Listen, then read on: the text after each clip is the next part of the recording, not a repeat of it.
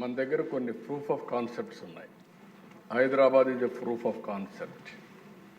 ఎన్నేళ్ళు మొత్తం కలిసి 25 ఏళ్ళు కూడా కాలేదు. అంటే మనం స్టార్ట్ అయ్యింది 95లో స్టార్ట్ చేసాం. ప్రిపరేషన్ అవన్నీ అయిన తర్వాత కొద్దిగా పికప్ అయ్యింది. అక్కడి నుంచి విజన్ డాక్యుమెంట్ తయారు చేసాం. అనేక సంస్కరణలు కానీ అనేక ఇనిషియేటివ్స్ తీసుకున్నాం. మనకు వచ్చింది కూడా ఆర్థిక సంస్కరణ వచ్చింది 91. టెక్నాలజీ రెవల్యూషన్ వచ్చింది early 90s. Internet revolution bill gates innovate చేసింది 91, 92 ఆ ప్రాంతంలో వచ్చాడు. మనం 95 నుంచి మనం కూడా స్టార్ట్ చేసాం. ఇక్కడ ఎందుకు ఈ విషయాలన్నీ ఆలోచించినప్పుడు దిశ మనం కూడా గుర్తుపెట్టుకోవాల్సింది, మన ప్రజలకు ఏం చేయాలని మనం ఆలోచించినప్పుడు ఒక పబ్లిక్ పాలసీస్ క్రియేట్ చేసే అవకాశం మనందరికీ ఉంది. ఇక్కడ ఉండే చట్టసభలో ఉండే మీకు అందరికీ ఉంది. ప్రజలకు ఇది మంచిది, P4 మంచిది, ఈరోజు ఇక్కడ అమలు చేసే పరిస్థితికి వస్తాం. విజన్ డాక్యుమెంట్ తయారు చేస్తాం. ఇందులో కొన్ని పాలసీలు తీసుకురావాలంటే తీసుకొచ్చే పరిస్థితులు ఇక్కడ ఉంటాం. ఈ అవకాశం వేరే వాళ్ళకి రాదు. దీన్ని ఆధారం చేసుకొని బిజినెస్ పీపుల్ కానీ, ఇండస్ట్రీ కానీ, సమాజం కానీ మనల్ని ఫాలో అయ్యే పరిస్థితి వస్తుంది. ఈరోజు 25 సంవత్సరాల దిశ నేను గర్వంగా చెప్పగలుగుతున్నా. ఊరికి పోయి చెప్పేవాడిని, మీ పిల్లల్ని బాగా చదివించండి. చదివిస్తే లాభం ఏంటని ఆలోచించినప్పుడు మీరు 20 ఎకరాలు, 30 ఎకరాలు, 50 ఎకరాల భూమి ఇవ్వాలనుకుంటున్నారు. ఈ భూమి వల్ల లాభం లేదు. ప్రయోజకుడైతే 100 ఎకరాలు కాదు 1000 కోట్ల రూపాయలు సంపాదిస్తారు. Sky is the limit. అప్రయోజకుడు వేస్తే మీరు ఇచ్చింది తాగేసి మొత్తం పోగొట్టుకుంటాడు మీ కళ్ళ ముందరనే. మీరు మీ పిల్లలకి ఇవ్వాల్సింది విద్య అని చెప్పేవాడిని. ఐఎమ్ ప్రౌడ్ టు సే దిశ ప్రజల్లో కూడా చైతన్యం. ఆ రోజుల్లో ఊర్లో ఉండేవాళ్ళు టౌన్స్కి వచ్చారు. పిల్లల చదువు కోసమే టౌన్స్కి వచ్చి చదివించారు. ఐటీ మాట్లాడితే ఐటీ చేయించారు. ఆ రోజు నేను చెప్పిన మాట నిన్న కూడా ఒక ఆయన అన్నాడు, మీరు చెప్పితే నేను విన్నాను, మీరు డబ్బులు కూడా ఇచ్చారు, పంపించాను. నా కూతురు బ్రహ్మాండంగా పనిచేస్తూ ఈరోజు నాకు డబ్బులు పంపించి కారు కొనుక్కున్నా, ఇల్లు కట్టుకున్నా. మా అమ్మాయి పంపించిన డబ్బులపైన నేను ఆధారపడ్డానని చెప్పే పరిస్థితికి వచ్చారు దిశ. ఈరోజు ప్రపంచంలో ఏ దేశానికి వెళ్ళినా మీకు ఎవ్వరికి అనుమానం అవసరంలో కావాలని టెస్ట్ చేయండి. ఒక పాష్ లొకాలిటీకి వెళ్ళండి, గట్టిగా తెలుగులో అరవండి. మొత్తం అక్కడ తెలుగు వాళ్ళు వచ్చి అక్కడ ఒక మీటింగ్ ప్లేస్ కాకపోతే చూడండి ఎట్లా సాధ్యమైంది. హైయెస్ట్ పర్ క్యాపిటా ఇన్కమ్ ప్రపంచంలో ఏ దేశానికి పోయినా భారతీయులది. అందులో 33% తెలుగువారిది. అది తెలుగు వారి యొక్క సత్తా అని చెప్పి మరొకసారి తెలియజేస్తాం. శ్రీనివాస్ గారికి చాలా డౌట్లు ఉన్నాయి. ఒక్కోసారి ఓడిపోతున్నామంటే కారణం కూడా మనమే, నేనే. నన్ను ఎవ్వరూ ఓడించలా. 2004, 2019 నాకు కూడా అబ్సెషన్.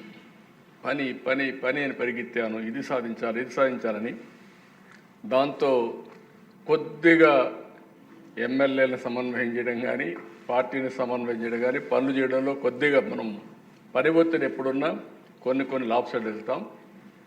ప్రజల సమస్యలు తాత్కాలికంగా ఏమున్నాయో ఆ సమస్యలన్నీ పరిష్కారం చేస్తూనే, దీర్ఘకాలికంగా ఏం చేయబోతున్నా వాళ్ళకి చెప్పుతూనే వాళ్ళను కూడా భాగస్వాములు చేయగలిగితే ఎప్పుడూ గెలుపు ఉంటుంది. అందుకే నేను చెప్తున్నా, సూపర్ 6 చెప్పాం. మేలో తల్లికి వందనం, అందరికీ ఎంతమని చెప్పాం అంతమందికి ఇస్తాం. రైతు కోసం అన్నదాత కింద 3 ఇన్స్టాల్మెంట్లో వాళ్ళకు డబ్బులు ఇస్తాం. అదే మరి మత్స్యకారులు కూడా జీవన వృత్తి, వాళ్ళకి పాపం ఆ సమయంలో వేటకు పోవడానికి వీలు లేదు, హాలిడే ఇస్తారు. వాళ్ళకు కూడా ఇవ్వాల్సిన 20,000 రూపాయల చొప్పులు ఇస్తాం. ఒక పక్క ఇబ్బందులున్నాయి, గుక్క దిప్పుకోలేని సమస్యలున్నాయి. కానీ ఆ రోజు మనం ఏది చెప్పామో అవి చేస్తూనే ఇవన్నీ చేయాలంటే మళ్ళా సంపద సృష్టించాలి, ఆదాయం పెంచాలి, మళ్ళీ ఆదాయాన్ని కొంత సంక్షేమానికి ఖర్చు పెట్టాలి, మళ్ళీ ఆ డబ్బులు సంపద సృష్టించడానికి పెట్టాల్సిన అవసరం ఉంది. అదే సిద్ధాంతాన్ని అమలు చేస్తున్నాం. నా ఆలోచన ఒకటే, మనం శాశ్వతం కాదు, సమాజం శాశ్వతం. ఈరోజు చేసే పని భావితరాల భవిష్యత్తుని సృష్టిస్తుందని చెప్పి కూడా నేను మీకు తెలియజేసుకుంటూ నా కళ ఒకటే, నా ఆలోచన ఒకటే, మళ్ళీ మిమ్మల్ని అందరినీ కోరుతున్నా సహకరించండి.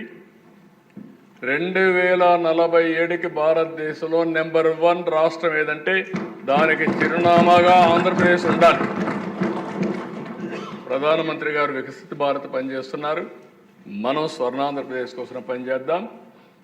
మనం అవునన్నా కాదన్నా ప్రపంచం మొత్తం తెలుగు జాతి అగ్రజాతిగా తయారవుతున్న దిశ, దాని గురించి సందేహమే లేదు నాకు.